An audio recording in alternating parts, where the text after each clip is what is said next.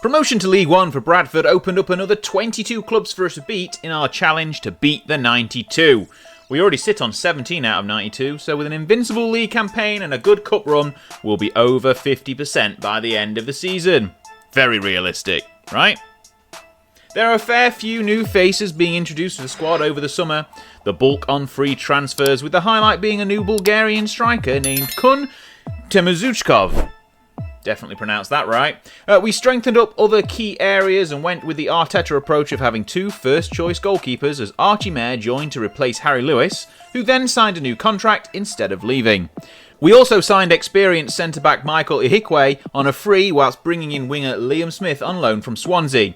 This gave us a pretty strong-looking best 11 in our current 4-2-3-1 formation. The season preview had Bradford listed as 14th, suggesting we should be able to add an extra 10 clubs to our hit list, but I was confident of more. We started the season with 2 shots at taking Oxford United out as we faced them in the league and the cup within 3 days. This was a good thing as we needed 2 attempts to get the job done, losing in the league but smashing them in the cup, scoring 4 goals, culminating with this long-range banger.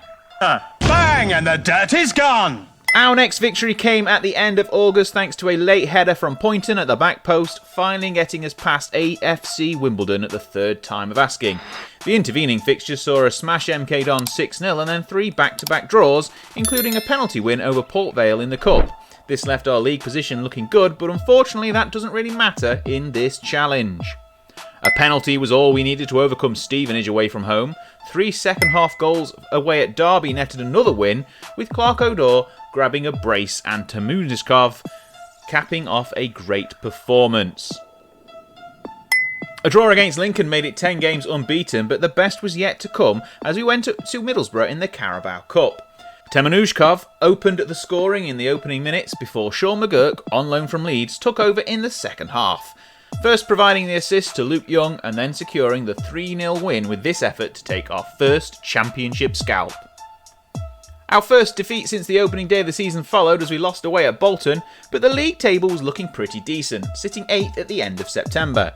More importantly though, our tracker was going along well as we now had 22 teams ticked off out of the 92 with 8 months to go at Bradford. A back post header from Kieran Kelly was enough to return us to winning ways and secure victory at home to Preston, and we followed that up by putting 7 past Nottingham Forest's under-23 side in the Papa John's Trophy. Another massive win that counts for absolutely nothing here. A draw against Barnsley and defeat to league leaders Bristol City slowed us down slightly, but an absolutely thrilling encounter with Exeter followed. We went 3-0 up inside 20 minutes thanks to a brace from McGurk and a corker from O'Dore. But a second half collapse saw Exeter battle their way back into the game, equalising in the 93rd minute.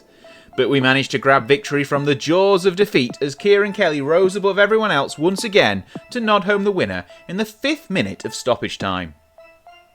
McGurk continued his great form, setting up this effort for Jake Young against Stockport before curling in from just out inside the box in the second half to secure the 2-0 victory. Our Carabao Cup exploits ended away at Cardiff thanks to a stoppage time scramble that gave the struggling champion side the 2-1 victory. But we managed to progress in the FA Cup and tick off Northampton in the process thanks to an excellent Andy Cook hat-trick. Check out these goals. I also turned down the chances to interview for the vacant manager's job at both Portsmouth and Derby. I don't know where I'll be going after my Bradford contract is done, but I definitely don't want to cut it short and jump into a relegation fight in the same league. November itself wasn't great. We advanced out of the group to the Papa John's Trophy, but our next victory came at the end of the month away at Carlisle. We went behind, but Jake Young's finish at the near post, and then O'Dore's long-range rocket gave us 3 points and ticked off another club on our list. Long-range rockets were the order of the day in our FA Cup clash with high-flying Bristol City, as Pattison's effort from 30 yards was the deciding goal. Another 1-0 victory followed as we visited Cambridge, with veteran Andy Cook slocking home once again the only goal from Young's cutback, and we were now at 29 clubs. This run set up a clash with league leaders Huddersfield at Valley Parade. Just after the hour mark, Tyler Smith threaded the needle and McGurk smashed it home to take us to 30 out of 92. We are well on our way. 2 draws followed, but Temuzichkov's first goal since September put us on our way to an eventual 2-1 victory over Bolton.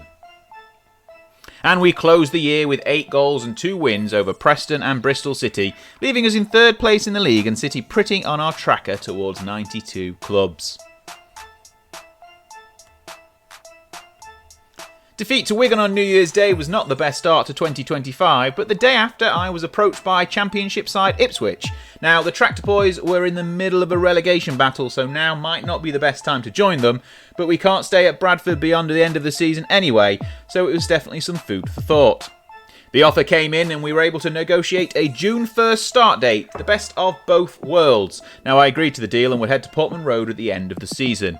I just hope that they can remain a Championship club next year, as there may not be many League One clubs left to beat at this rate. Back-to-back cup games followed, and with defeat to Premier League West Ham and a penalty victory over Lincoln City, we advanced to the final 8 of the Papa John's Trophy to meet Wigan, with another shot at beating them after our recent defeat. We then put in a fantastic showing against Shrewsbury, with Tyler Smith grabbing a well-worked goal to open the scoring. A penalty apiece within 10 minutes kept things at the status quo, before Jake Young doubled our lead in a first half stoppage time. The second half saw some real separation between the sides, with Young's cutback finding Liam Smith for the 4th, and Andy Cook grabbing his goal to send us back to 3rd place thanks to the 5-1 victory. The rest of the month was pretty good for the league with a few more victories, but we failed to beat Wigan for the 3rd time this season. Victory on penalties was great as it set up a semi-final clash with Derby, but we'd already beat them, so it was ultimately pointless, just like the Papa John's Trophy.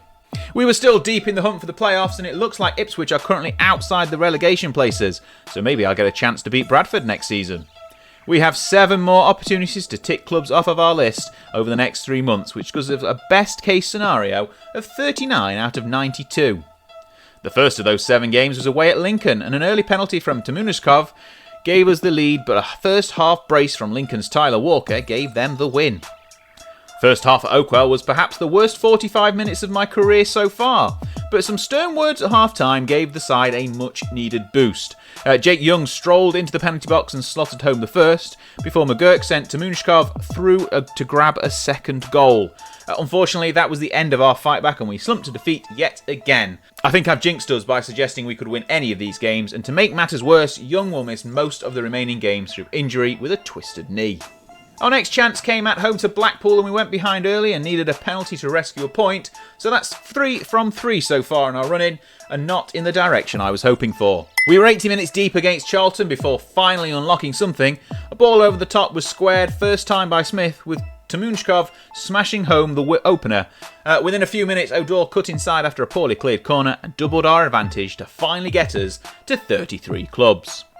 The next match was the Papa John's Trophy semi-final, which didn't really matter for this challenge as we'd already beaten opponents Derby, and that was a good thing as the Rams had us easily beat on the day with a ward brace knocking us out of the cup. League form continued to be good when we needed it to be, as we put 5 goals past Portsmouth, with Cook opening the scoring from the spot. O'Dore heading home at the back post a few minutes later. Before half-time, we were clear thanks to a fantastic long-range free kick from O'Dore to get his 2nd of the game. The second half was more of the same, with Smith putting the ball over the top and Cook grabbing his 2nd of the game, and our 4th before the rout was completed in injury time to make it 5-0. Leyton Orient were up next, and our run continued thanks to a header from Kieran Kelly and a fantastic volley from Liam Smith to rack up win number 35, making this season even better than the last. And we had 1 more fixture left on the table. Now, speaking of tables, the League One table was looking pretty secure in terms of our playoff chances, with 4 games left to play. There was still an outside shot at automatic promotion if everything went in our favour. And we did what we needed to do on both fronts against Port Vale, with Tyler Smith smashing home in the 6th minute before doubling our advantage from the penalty spot just 5 minutes later. Port Vale got 1 back before Smallwood unleashed a fantastic effort from range to secure the victory. Not only did this take our tally to 36 out of 92 clubs to finish our time at Bradford City, it also somehow sent us top as clubs around us were throwing it all away. Huddersfield could only draw the next night, so we were just 1 point behind them going into the final day. Our performance against Burton Albion on the last day could not have been better, as Tyler Smith grabbed our first of the game just after half time. A minute later we attacked again as McGurk was left wide open in the penalty area to double our lead. Smith grabbed his second with a looping back post header, and then news came through of a Wimbledon penalty which put Huddersfield behind and all but secured the League One title. Smith finished off his hat-trick and our unlikely League One victory was assured. We'd come from 5 points back with 4 games to go and somehow stole the title on the last day. Now it's going to be a shame to be leaving Bradford, but hopefully Ipswich can survive on the last day of the Championship and I'll still be in the Championship next season. There's only 56 teams to go and still 8 seasons to do it.